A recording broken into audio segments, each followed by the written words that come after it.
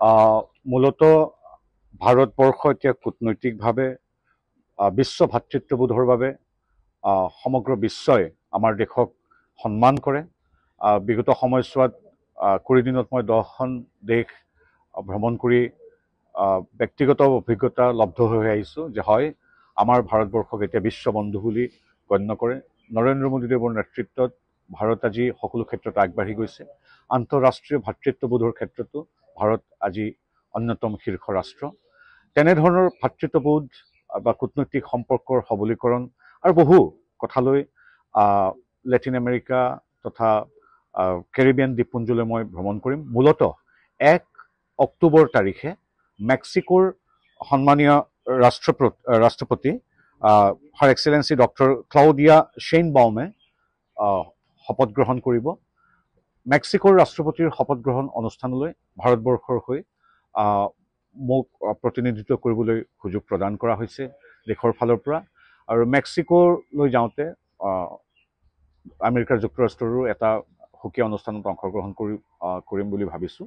যি কি নহওক, মূলতঃ মেক্সিকোৰ ৰাষ্ট্ৰপতিৰ শপত গ্ৰহণৰ পিছতেই কেৰিবিয়ান আৰু লেটিন আমেৰিকাৰ দ্বীপপুঞ্জ এখন অতি গুৰুত্বপূৰ্ণ গণৰাজ্য গ্ৰেনেডাৰ শীৰ্ষ নেতৃত্বৰ সৈতে দ্বিপাক্ষিক কিছু বৈঠকত মই অংশ ল'ম। তাৰ উপৰিও আন এখন ৰাষ্ট্ৰ বাৰ্বাডোজলৈ গৈ তাৰ কিছু আমাৰ ভাৰতৰ দিশ সম্বলিত হৈ থকা কিছু কাৰ্যক্ৰমত অংশগ্ৰহণ কৰিম। মেক্সিকো, গ্ৰেনেডা আৰু বাৰ্বাডোছৰ পিছত এণ্টিগুৱা এণ্ড বাৰ্বাডোৱা আন এক অতি গুৰুত্বপূৰ্ণ গণৰাজ্য। সেইখন গণৰাজ্যক ভিভ ৰিচাৰ্ডছৰ দেশ বুলিও মানুহে জানে। Isaac Vivian Alexander Richards cricketer, তেওঁ তাৰ এগৰাকী সুপুত্ৰ।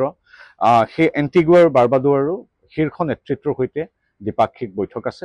গতিকে মেক্সিকোৰ শপত গ্ৰহণ আৰু 3খন ৰাষ্ট্ৰৰ বিভিন্ন দ্বিপাক্ষিক বৈঠক আৰু শীৰ্ষ নেতৃত্বৰ সৈতে কিছু আন্তঃৰাষ্ট্ৰীয় বিষয়, দ্বিপাক্ষিক বিষয়, কূটনৈতিক বিষয়, ভাতৃত্ববোধৰ বিষয় লৈ আমি আলোচনাত মিলিত হ'ম।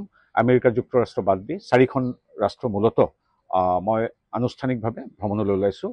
আৰু এই বিগত সময়ছোৱাত আপোনালোকে সোধাৰ দৰে 14খন ৰাষ্ট্ৰত মোৰ যাত্ৰা সম্পূৰ্ণ হৈছে।